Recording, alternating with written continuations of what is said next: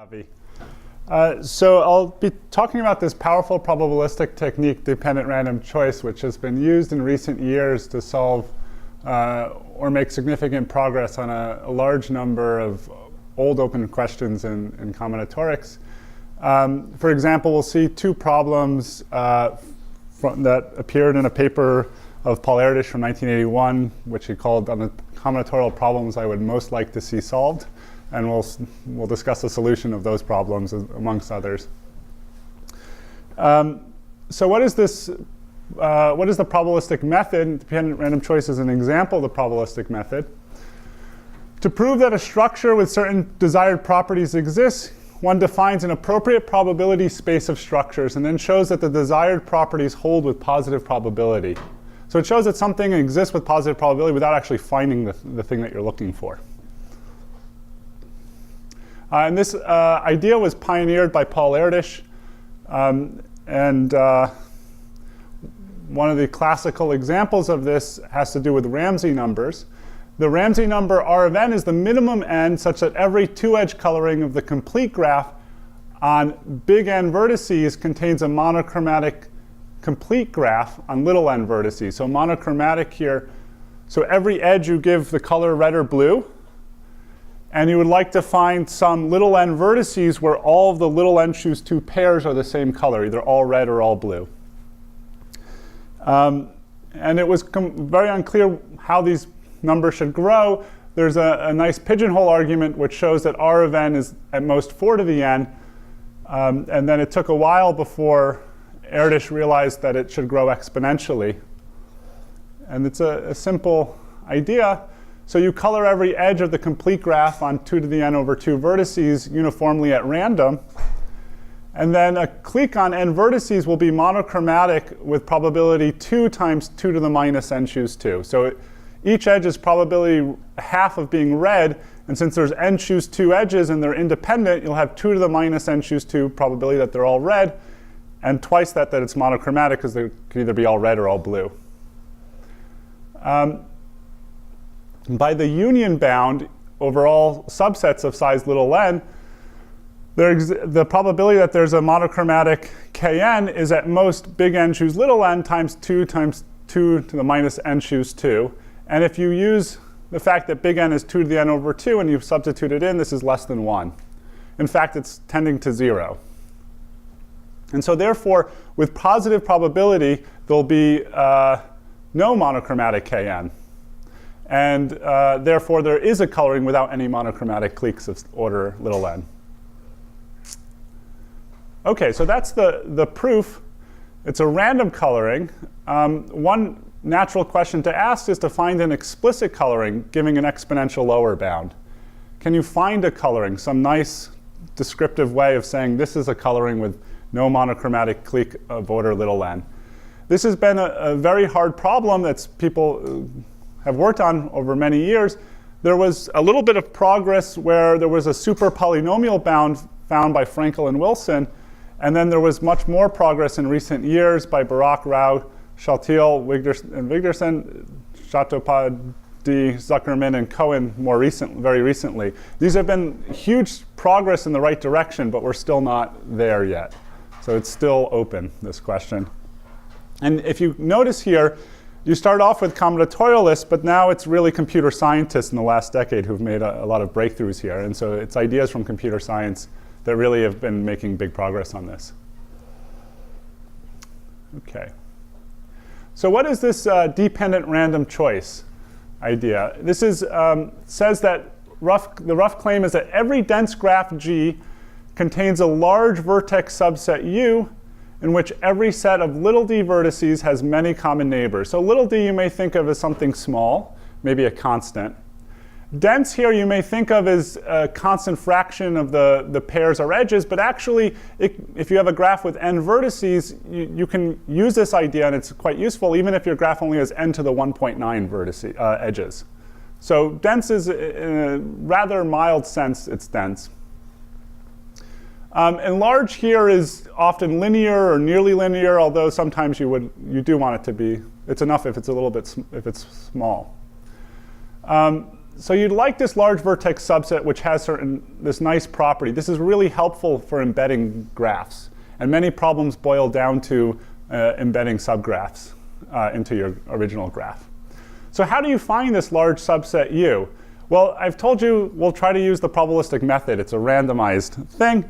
But your graph could behave badly. So you can't just pick your set U uniformly at random. So suppose your graph was a disjoint union of cliques with n over 2 vertices.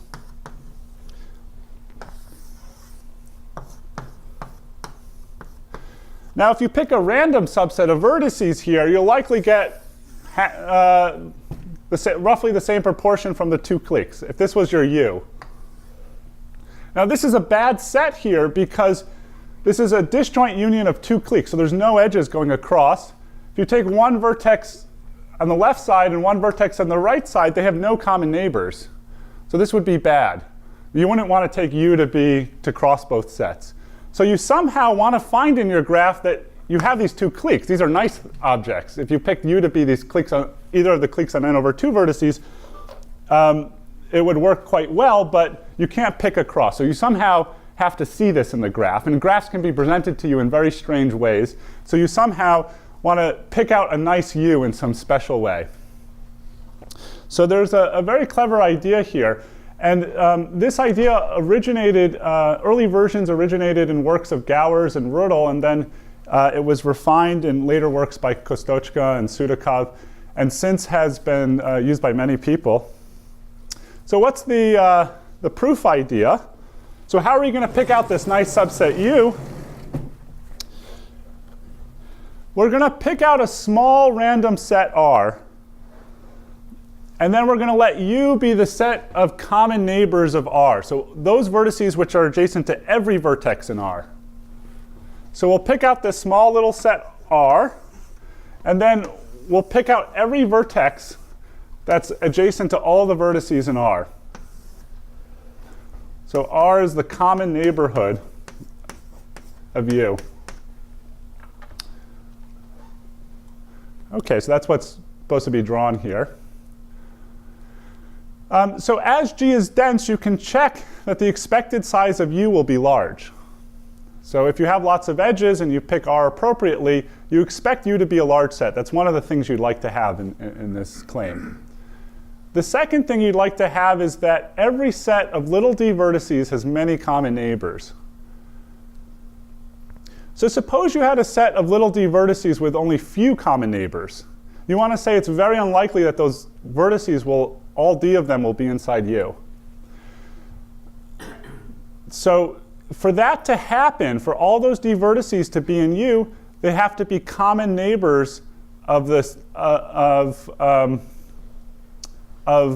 have to be adjacent to everything in R, and therefore R must be a subset of the common neighborhood of those little d vertices.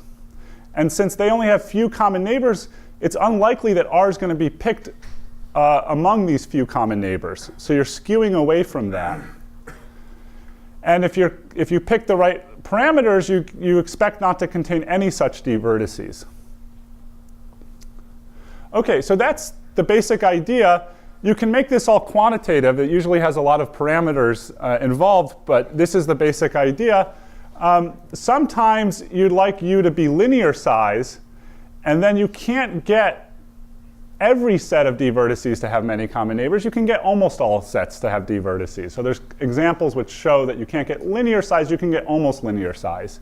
And so there's some trade-off there. Yes? How do you avoid the example you were giving with those two? Yeah, so you show with positive probability this will work. So when you take R to be a small random set, there's some probability that it's small, it's going to all end up on one side. And so if you take the common neighbors, it'll end up on, you'll basically get 1/2. I think it's good to think of R as being one vertex. Yes. Right, in some examples you just pick one vertex. So here many times this R and D will be small, but Sorry, but maybe this question is right. You're saying R is random, but I don't need your proof idea to work for a random R. I just need it to work for some R? For some R. So you take R uniformly at random, but the U, the dependent random set you get, is the common neighborhood of R. So you're just going to find. It's fine if there's a very small probability that R is Yes, okay. so you show it works with positive probability. It's not that it's overwhelming probability that it'll succeed. Good question. Yeah. In your rough claim, what's the many mean at the end of these methods?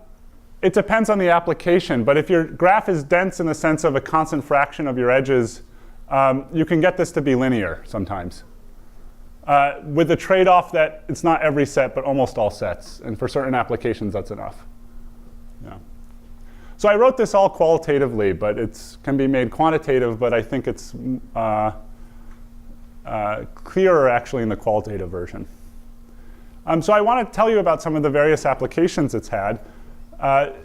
It's had applications in Ramsey theory, extremal graph theory, additive combinatorics, and combinatorial geometry. And some of the examples we'll cover is the Erdős problem on heavy monochromatic cliques. And I'll explain what that is. Some well-known conjectures of TAJÓS and Erdős-Feitlowicz about chromatic number and subdivisions of cliques and graphs. Conjectures of Erdős-Szymonovich and Sidorenko about lots of copies of bipartite graphs and dense graphs. And the Baer-Erdős conjecture on Ramsey numbers of sparse graphs. Okay. So what is this Erdős problem on heavy monochromatic cliques? So we don't know the Ramsey number of n. It's somewhere between 2 to the n over 2 and 4 to the n. It's been stuck there for almost 70 years. Erdős was very interested in understanding the distribution of these monochromatic cliques. And so he labeled the vertices of your graph as 1 to some big N. And then he gave each vertex a weight. Vertex I gets weight 1 over log I. And then he wanted to know if there's going to be a large weight monochromatic clique. So can you find these monochromatic cliques that are closer to the beginning than to the end? Now, why is there this choice 1 over log I? It looks kind of strange. Well, you know if you color a complete graph up to n, there's going to be a monochromatic clique of size half log n. And each of those vertices will get weight at least 1 over log n. So you'll get this monochromatic clique of size half log n. And you know each of them has weight at least 1 over log n. But that gives you monochromatic weight at least 1 half. And you want to say that you get some substantial contribution from the early vertices. So most vertices, their weight is very close to this. But you'd like to say that there should be weight from early vertices. So here, typically, you throw away the vertex 1 because you want 1 over log I to make sense here. So if I is 1, you get an infinite. But starting at 2, if you just take the monochromatic clique that just consists of vertex 2, that already gives you weight 1. So this bound is not so great. And Erdős wanted to know, can you get weight that tends to infinity? Will you necessarily get such weight? So let f of n be the maximum number such that every 2 coloring of the edges of the complete graph from 2 to big N has a monochromatic clique of weight at least f of n. So this is one of these problems that Erdős said he'd most like to see solved. He asked, does f of n tend to infinity? Can you get large weight monochromatic cliques? Cliques that are more skewed toward the beginning. And he also asked as a problem to estimate f of n. So the conjecture was proved by Rödl in 2003. And I hear some laughs. There's a lot of logs here. Rödl proved an upper bound. So you're trying to show something tends to infinity, this function f of n. He gave an upper bound, which is log log log n, which grows very slowly to infinity. And he gave a lower bound, which verifies the conjecture of 4 logs of n over 5 logs of n. And C1 and C2 here are constants. If you consider a random coloring, which is a natural thing to do here, that gives a weaker bound than this. It gives a bound of log log n. So Rödl actually came up with a pretty clever coloring to get this 3 logs of n. And I'll show you what this coloring is next.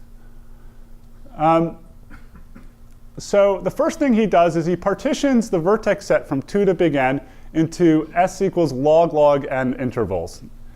The jth interval goes from 2 to the 2 to the j minus 1 to 2 to the 2 to the j. Now the reason for doing this is the vertices in here have roughly the same weight, up to a factor 2. So they're basically the same thing inside each interval. Now he's going to he colors the edges inside interval j with no monochromatic set of order 2 times the log of the interval size, essentially.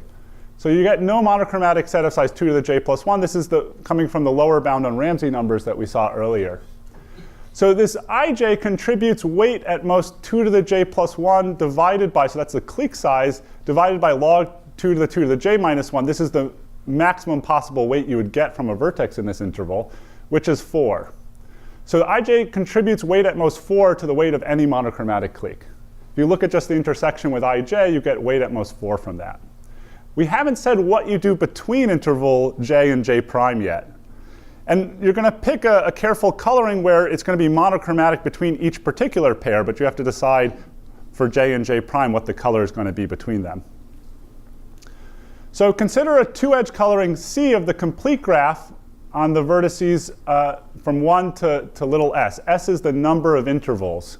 And we're going to end up using that to get a blow-up coloring. So with no monochromatic kt with t bigger than 2 log s. So you don't have any large monochromatic cliques in this coloring, again by the lower bound on Ramsey numbers. And for j not equal to j prime, we color the edges from ij to ij prime, the color that you get in this coloring. So you color between these 2 intervals monochromatically. And now if you have a monochromatic clique, you can only intersect at most 2 log s intervals, because if you have vertices from these different intervals from the top coloring, it won't be monochromatic. And so each interval j gives you a weight at most 4, and there's at most 2 log s intervals that you'll get weight from. And so in total, you'll have weight at most 8 log n. So it's clear this is like 2-level sort of coloring. Okay. So that's the upper bound. The lower bound, the new one matches the upper bound. And this, the key innovation here is this use of dependent random choice. We look at the upper bound, how that construction works, and we kind of reverse engineer using dependent random choice to glue together small cliques in a way that to use these large subsets that you get. So you have to do some iterative dependent random choice, and that gets you most of the way. You get 3 logs over 4 logs if you kind of optimize that part. There's another trick of using a weighted version of Ramsey's theorem that allows you to get rid of the 4 logs in the denominator. And so we were able to get this 3 logs of n, and we even have a good idea about what this constant factors in front, and can almost prove that it should be related to, in a certain way, the exponential constant in Ramsey's theorem. So we can say essentially what that is up to some conjectures we believe are true. Can I ask about the previous slide? Yeah. I think I'm confused why after the second paragraph I have to even read the third one. So this one, we have these intervals, and we're coloring just the edges inside the intervals, but we haven't colored yet the edges going across intervals. So we're coloring the complete graph. Well, I mean, I agree you have to construct one, but each of these intervals contributes at most weight 4. And you have to say that not too many intervals contribute. So that's what the third paragraph is about. Would I get some bound if I just you do get it 4 later? log log n. You get 4 log log n instead of 4 log log Okay. log n. Okay, great. Yeah. Okay. Okay, so you end up getting this result, and what Erdős was really getting after here was trying to figure out the border of convergence and divergence for this question about where you get these large weight monochromatic cliques. So the next natural question to ask, now that we know that the answer is log log log n, is what happens if you pick the weight function 1 over log I times 3 logs of I? And the answer ends up being 5 logs of n. And then if you And then instead of a 2-level construction, you end up needing a 3-level construction. And then after that, the next choice is 1 over log I, 3 logs of I, 5 logs of I. You get 7 logs of n is the answer. And it continues in this way. And so we really have a good understanding of where this border is now. Rödl observed that if you replace 2 by 3, the answer to the conjecture changes. It's false afterwards. And you can go back to that coloring we saw and modify it and show that you'll get at most a constant if you use 3 colors. And the way you see this is you use, again, within each interval, red and blue. But now between intervals, you use green. And then you can only get 1 vertex from each interval if you're going to get a green monochromatic clique. And then you can easily show that that converges. And then inside each interval, you get a most constant weight. OK. And then lots of variants of this conjecture turn out to be false for hypergraphs and other things that you would look at. So it turns out that for the very special question that Erdős asked, you get a positive answer. But when you start changing it, it becomes false. OK. So here's a basic concept in graph theory. A subdivision of a graph is obtained by replacing each edge by a path. So here I have a subdivision of the complete graph on 5 vertices. The 5 vertices are these red vertices, and then there's edges between them, and you replace every edge by a path. So this edge I replaced by the path that just consists of the single edge. But here I have the path with 4 edges from the original one with 1 edge. And there's a famous conjecture of TAJÓS, which says that if a graph contains no subdivision of the complete graph on t plus 1 vertices, then it is t colorable. This is a partial converse of a basic fact in graph theory. So what's one of the very basic things you learn in graph theory? The chromatic number of a graph, that's the minimum number of colors you need to color the vertices so that no 2 adjacent vertices get the same color, is always at least the clique number of a graph. That's the size of the largest clique in your graph, complete subgraph. And this is true because if you have a proper coloring, all the vertices of a clique must receive different colors. And much of graph theory has been trying to prove the opposite direction. Well, the opposite direction is false. A 5 cycle has chromatic number 3 and clique number 2, and there's much stronger counterexamples. So partial converses have been a central topic, and the TAJÓS conjecture is one of these. So it says that if a graph contains no subdivision of a clique on t plus 1 vertices, then it's t colorable. Okay. This is a strengthening of another famous conjecture, Hadwiger's conjecture, which replaces the notion of subdivision by minor, and also the 4-color theorem. So if this was true for t equals 4, a planar graph has no subdivision of k5, doesn't even have a k5 minor, and so therefore it should be 4-colorable. Okay? Well, this conjecture turned out to be false, and Catlin found an example for t equals 6, and then you can use that to construct a family of examples. But these are very specialized examples. This took almost 20 years for an example to be found. And then much more shocking was that Erdős and Feitlowicz in 1981 showed that almost all graphs are counterexamples. So I'll show you why that's the case, and then show you some more things about this. So let sigma of g be the maximum t for which g contains a subdivision of kt. And chi of g be the chromatic number of g. So the TAJÓS conjecture TAJÓS conjecture was that sigma of g is greater than or equal to the chromatic number of g for every graph g. Now, if you consider a random graph on n vertices, so for each possible edge, you flip a coin. If it comes up heads, you make it an edge. If it comes up tails, it's not an edge. This is the random graph g in 1/2. You do this independently for each possible edge. it almost surely has the property that the chromatic number is on the order of n over log n, and the clique subdivision number is only on the order of root n, which is much smaller. So in fact, the random graph is a strong counterexample. The chromatic number is going to be huge, and the clique subdivision number is only on the order of root n. Now, the fact that the chromatic number is on the order of n over log n, this follows from the fact that it's at least n over log n, follows from the fact that the independence number of the graph is going to be small. So the independence number of a graph is the size of the maximum independent set, which means that there's no edges inside. And from this argument we had earlier about RAMSEY, the exponential lower bound of RAMSEY numbers, you'll get that the independence number of G is at most 2 log n almost surely.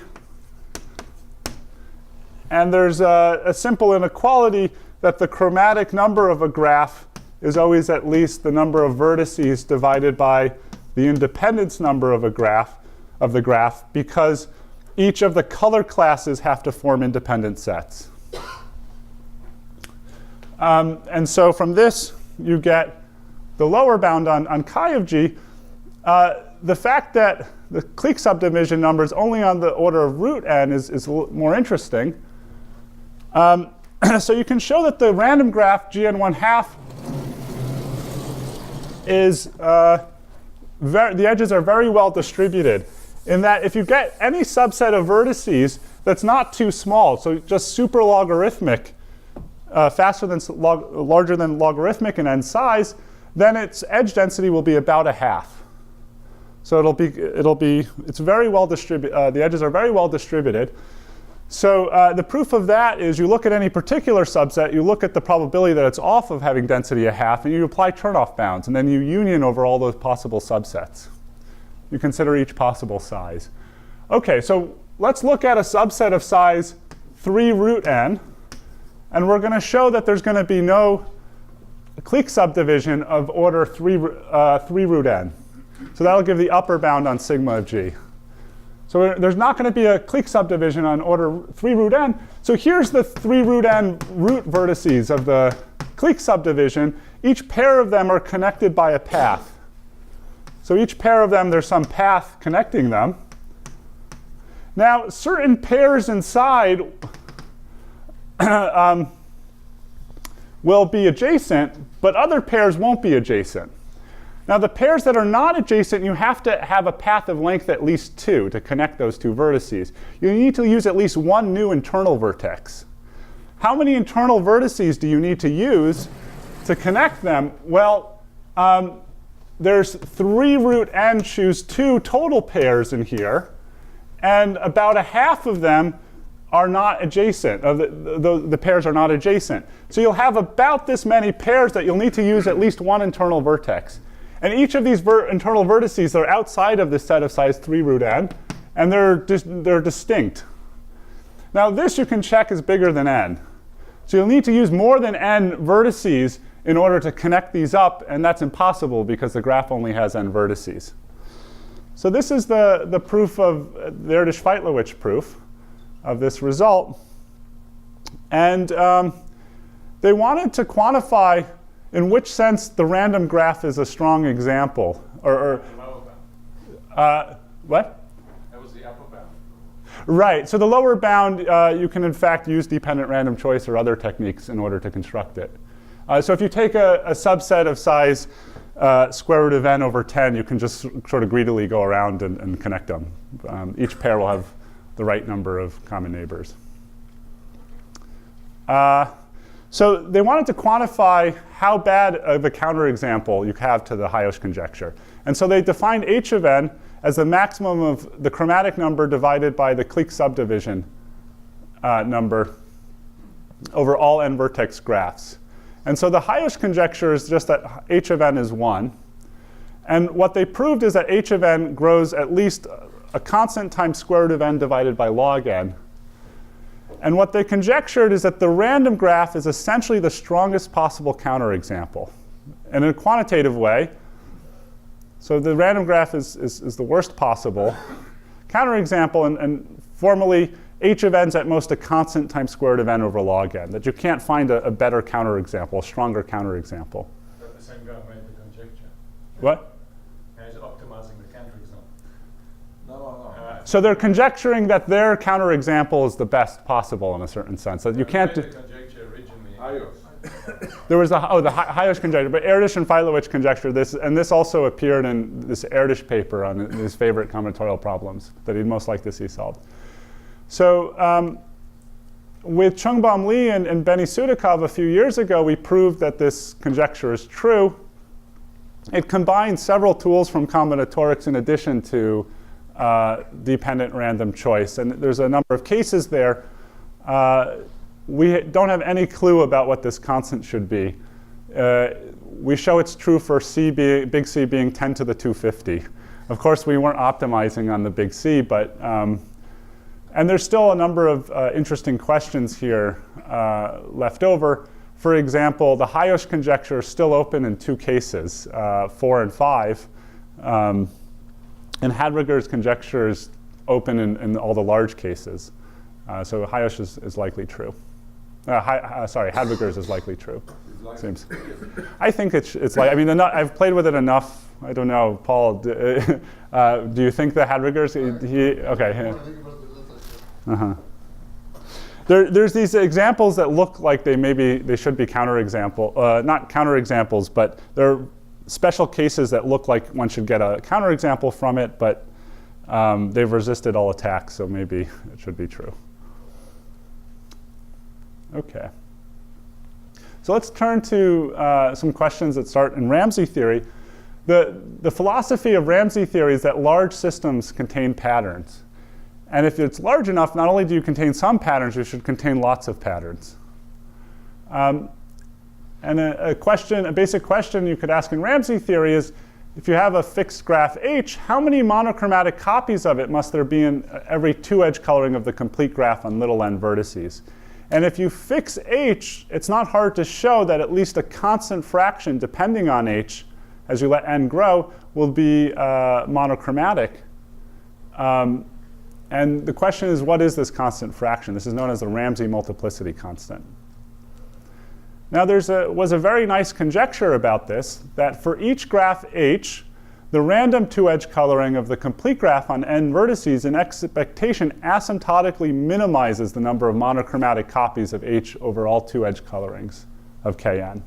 So if when you say monochromatic copies, like if H is a square, that just means I have 4 vertices, these 4 edges are monochromatic, and I don't care about the exactly. Okay. Yes. So so this has the philosophy that random systems minimize patterns. This sounds, with this philosophy, that it sounds reasonable. This conjecture turned out to be true for the complete graph on 3 vertices, and then 30 years later, Andrew Thomason showed it's false for K4. And now there's a number of examples that show it's false in general. But there's a special case of this when H is a bipartite graph that's generally believed to be true, and it follows from an old conjecture of Erdős and Szymonovitz and independently Sidorenko. So it follows from a related question in extremal graph theory, which a basic version of these sorts of questions ask, how many copies of a graph H must there be in a graph with n vertices and m edges? So if you want to minimize the number of copies of H over all such graphs, how many do you get? And what Sidorenko and Erdős-Szymonovitz conjectured is that if H is bipartite, then the random graph with edge density P has an expectation, asymptotically the minimum number of copies of H over all graphs of the same order and edge density. So if you want to minimize the total number of total number of copies of H, if H is bipartite, then you should just consider the random graph, and that's asymptotically the best thing you can do. Now, why is H bipartite here? Well, if you took a complete bipartite graph with parts of order n over 2, you'll have edge density about 1/2, and you'll have 0 copies of any non-bipartite graph. And that has a lot fewer copies than the random graph does with that edge density. So H has to be bipartite for a statement like this to be true, and the conjecture is it is indeed true for bipartite graphs.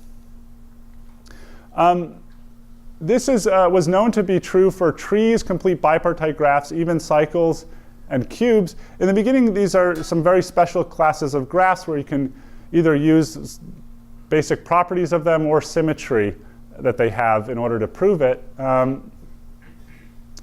This conjecture would follow from a stronger conjecture known as the forcing conjecture, which I next want to tell you about.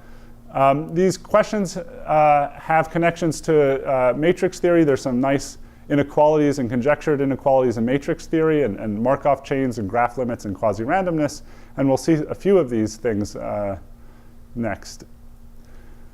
So it has a nice homomorphism version of this. If you really want to work with this problem, you should look at the homomorphism version. So H of G, this is the number of homomorphisms from H to G. So you look at mappings of the vertex set of H to the vertex set of G, and you look at the number of those mappings with the property that every edge of H maps to an edge of G. So you may have, instead of getting normal copies, you can have two vertices of H or more mapped to the same vertex in G, whereas with normal copies, they have to be one-to-one. And then you look at the fraction of all such possible mappings, which are homomorphisms. And this is the homomorphism density, T sub H of G. Sidorenko's conjecture, and there's equivalent versions of Erdős and Szymonovitch, shows that states that for every bipartite graph H and every graph G, the homomorphism density from H to G is at least the homomorphism density of the edge to G raised to the number of edges of H power. And this is essentially the random bound. This quantity here is essentially the edge density of the graph. And this is telling you that the random bound you can't get below. Now it also has an analytic formulation, which is due to Sidorenko. This is in the 80s, way before graph limits. But now, through graph limits, we kind of understand this formulation better. So let mu be the Lebesgue measure, W be a bounded, non-negative, symmetric, and measurable function on the square. From graph limits, we can think of W as a graphon. And E be a subset of the integers from T up to T times the integers up to S. So E is the edge set of your bipartite graph H. And then this analytic formulation, which is equivalent, gives you a nice integral inequality. And sometimes people like to work with this version as well. This expression here actually appears in different areas. Feynman integrals in quantum field theory, Meyer integrals in statistical mechanics, and multi-center integrals in quantum chemistry are of this form. So they come up in various areas, and it's a very nice integral inequality.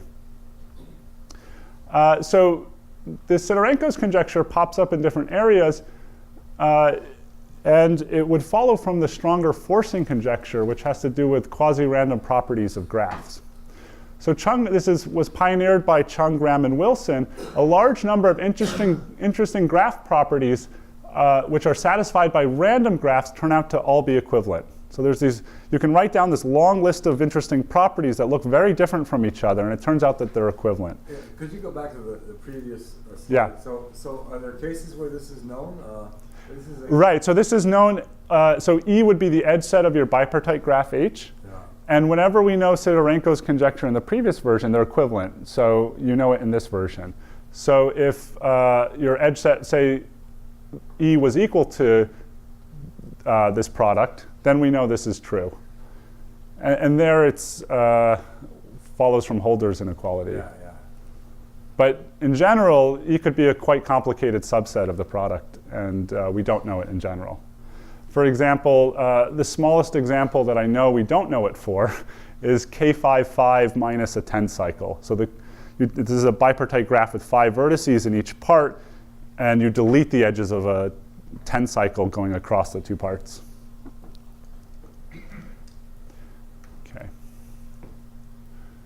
So you call a sequence of graphs quasi-random with density p if for every graph h, the homomorphism density from h to gn, so every fixed graph h, is equal to p to the e of h plus little o1.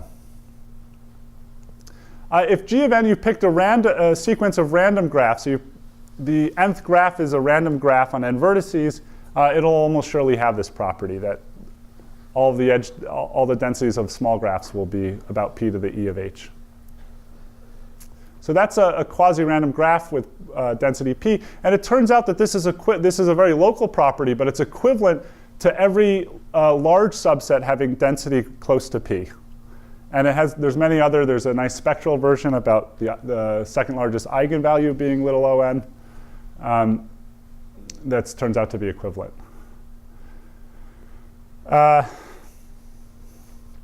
So here's a really surprising fact. This quasi-random condition asks for every graph h to have this property. So every graph h has to have this property. It turns out it's equivalent only to having it for edges, so that means your graphs have edge density p, essentially, and for 4 cycles. So the density of 4 cycles is p to the 4th, just like in the random graph. You don't need to know anything else. Just having it for those two implies it for all graphs. Is the definition here just saying the same thing as, like, in terms of graph limits, is converging to Erdős-Rényi? Yes. Okay. So a basic question that Chung, Graham, and Wilson were looking into was which graphs H have the property like the 4 cycle that when you fix the edge density being P and you have the right count for that you get that it forces it to be quasi-random.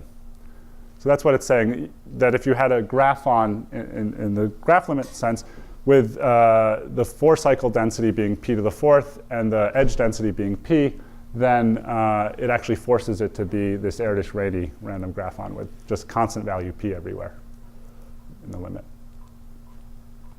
So you call a graph f p forcing if it has the right density for the edge, and f implies that any such sequence of graphs is quasi-random with density p.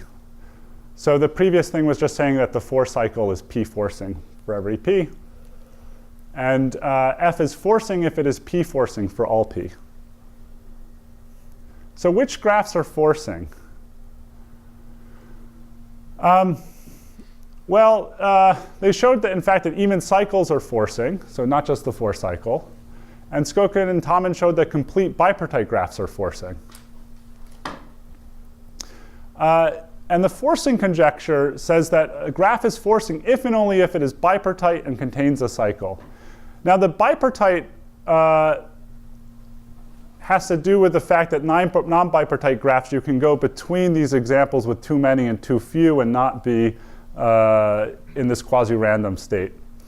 The fact that you need a cycle, if you don't have a cycle, your graph is a forest. There's no cycles, right? And if a graph is regular, so every vertex has the same degree, you can try to embed your copies of your forest in there, and you can just greedily do this, and you see that the counts don't actually are essentially the same in regular graphs, up to some little error. So if you have a regular graph, which is not enough to imply that it's quasi-random, you get the right counts for forests. And so if your graph is forcing it, it better contain a cycle, and it should be bipartite. And the conjecture is that this is a complete characterization.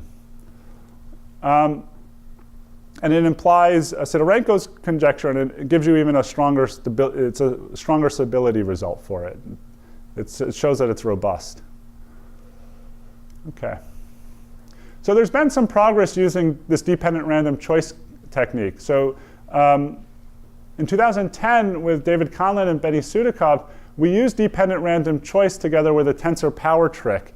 So the dependent random choice allowed us to get to the point where we can embed the right number of copies up to a constant factor, and then this tensor power trick allowed us to get rid of the constant factor. So Sidorenko's conjecture holds for every bipartite graph which has a vertex complete to the other part. And that was sort of that first vertex is like your subset R that you pick in the beginning, and you pick everything else based on that. Okay, so if you have a graph and just one vertex is complete to the other side, so the other edges can do it, other pairs can be adjacent or not, then your graph is forcing. So it gives you a large, it satisfies Sidorenko's conjecture. So it gives you a large family of graphs which satisfy Sidorenko's conjecture. Such a graph can have no cycle. Right, sorry, so this is for Sidorenko's conjecture. Not for forcing conjecture, yes. For forcing conjecture, and from this you can use to get an approximate version for all graphs. So it's not too far from being incorrect. Now the forcing conjecture holds for every bipartite graph which you have two vertices in one part complete to the other part, and you need at least two vertices in the other part to get at least a 4 cycle in there for similar reasons. So the forcing conjecture also holds for a large class of graphs.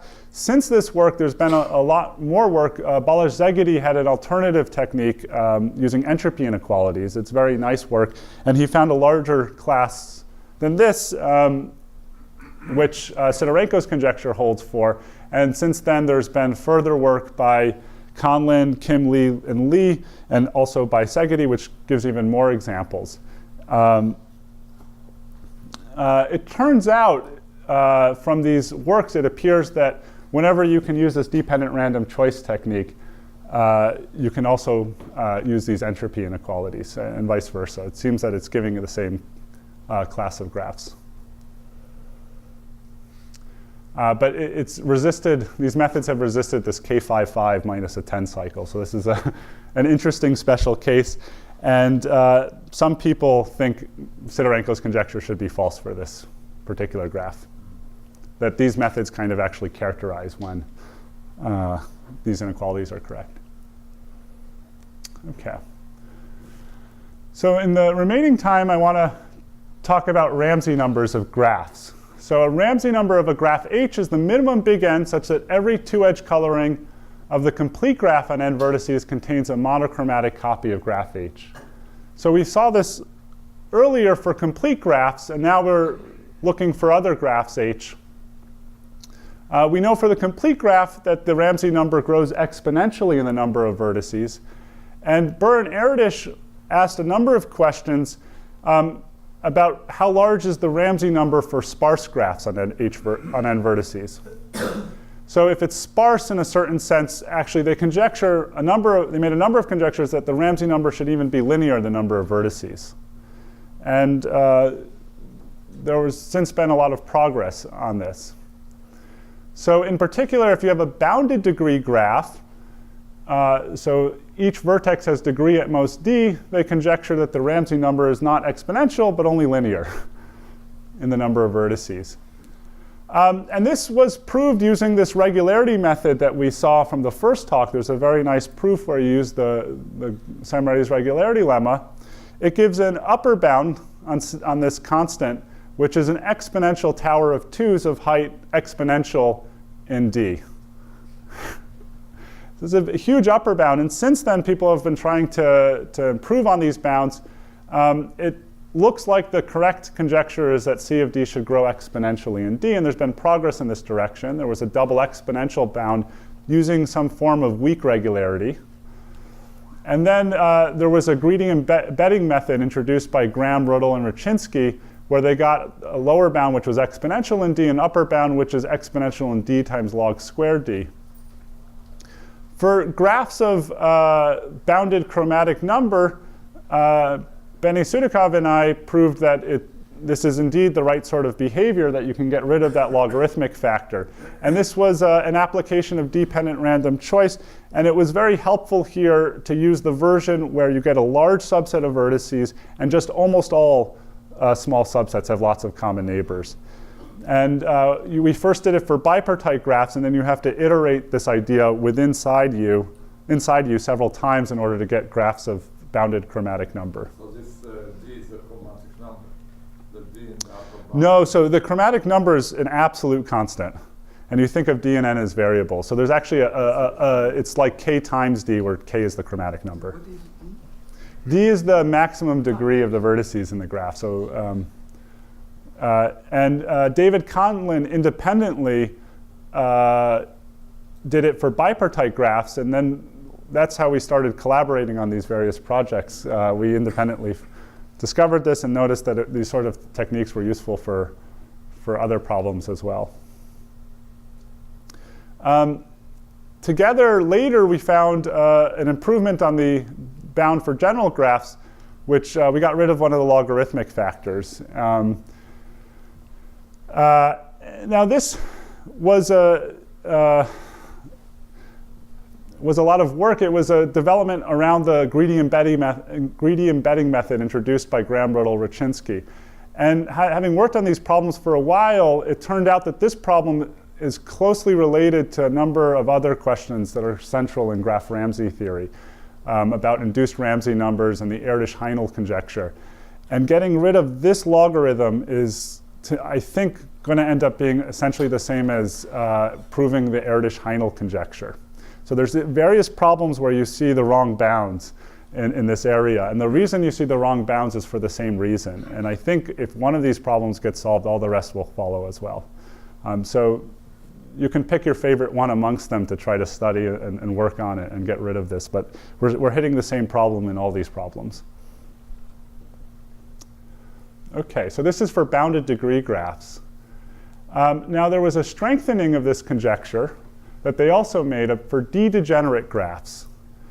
A graph is D-degenerate if every subgraph of it has a vertex of degree at most D.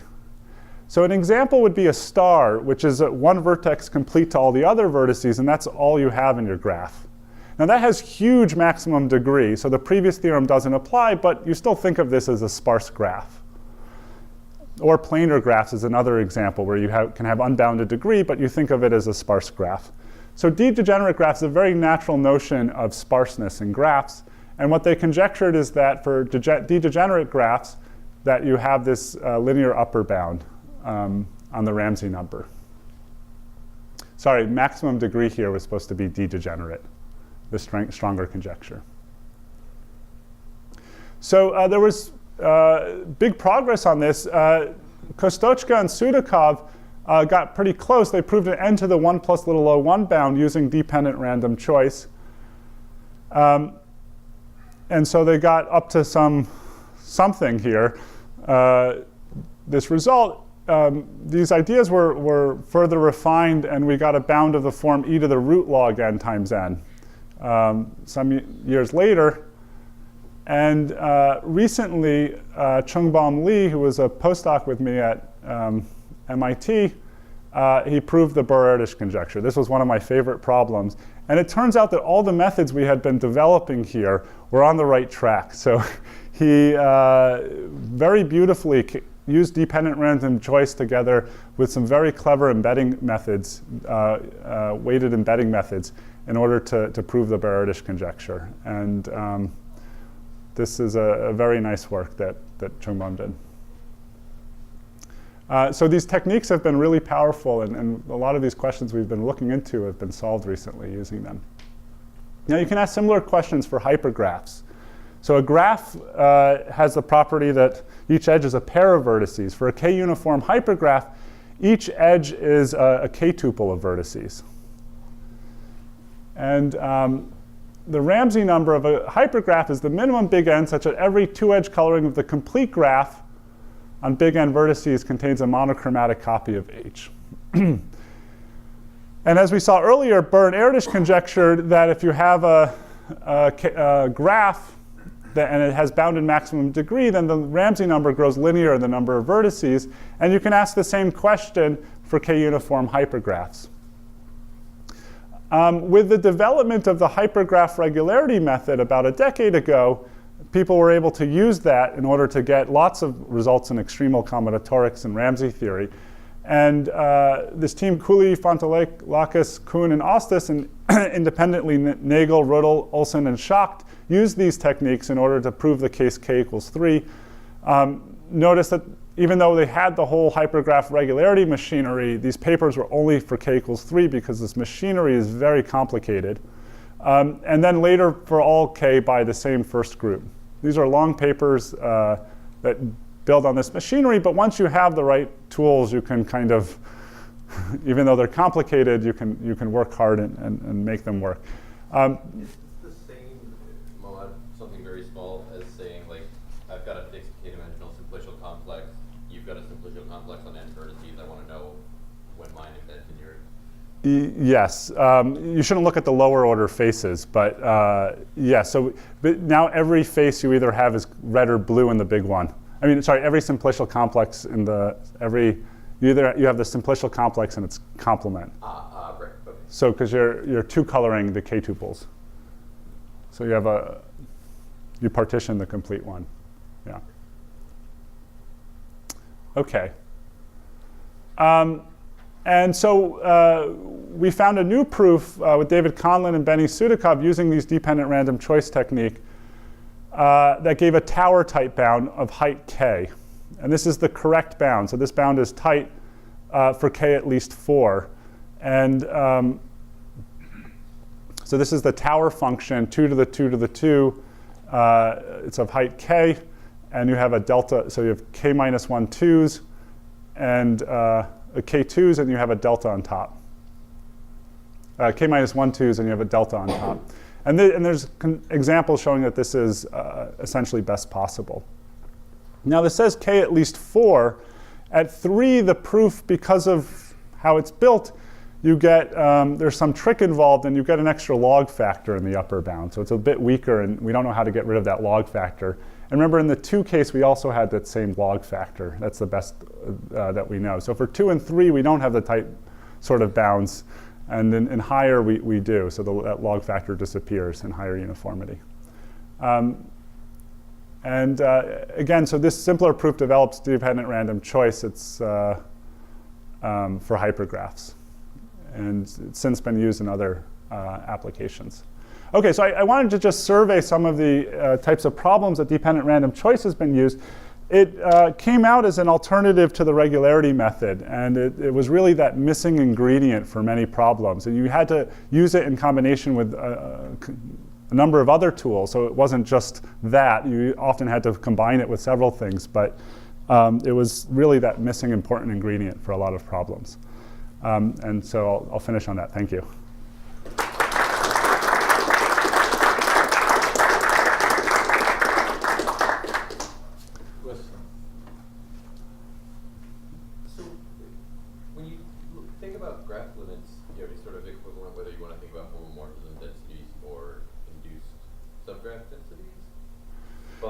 So one's going to be a linear combination of other ones, yeah.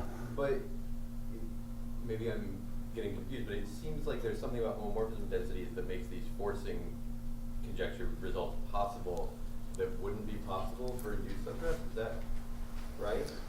Well, you could restate it in some really strange form for induced ones. There's natural to say this. Yeah, and I think the problem is we don't understand why that should be the case. Why for bipartite graphs? And so it's unclear. I mean, there is some skepticism about whether or not Sidorenko's conjecture is true. If you talk to half the people, I would say it's really not clear which way it is. I'm in the camp that it's probably true. And I know others are in the camp that the methods that we've developed should be tell you exactly which ones it's true for, and the other ones there should be counterexamples. For K55 minus a 10 cycle and other examples, as an undergraduate student, I had played around with trying to come up with counterexamples, and you can think about how one might go about that. It gets computationally pretty hard quickly, and so we haven't found counterexamples and such things, yeah. Even if it's probably a dumb question, but you can check the integral inequality on a computer, presumably.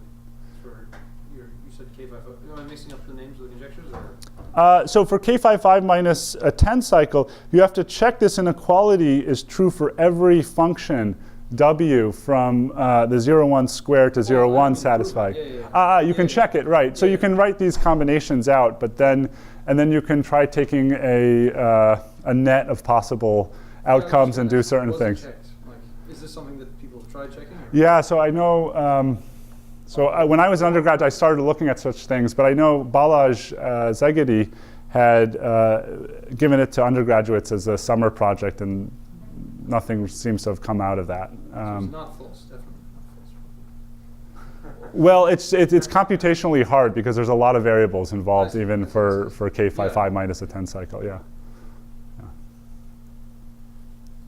Yeah.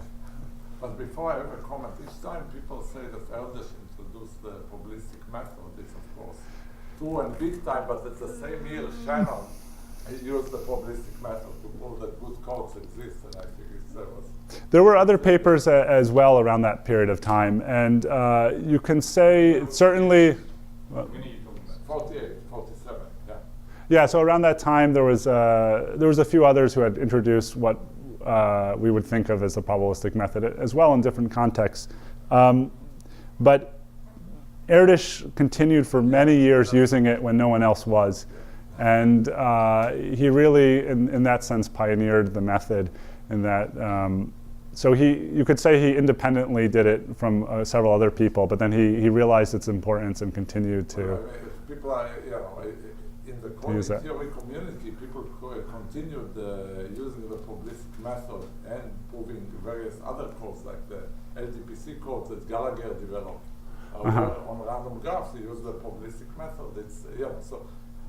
Erdős definitely influenced the largest number of people, and they were in one community, but in another community, lots of people were influenced by Shannon. Anyway, that's just a comment. The question is, what do you believe is the right constant for the RAMSEY number? Just the basic number. I don't think it's 2 or 4.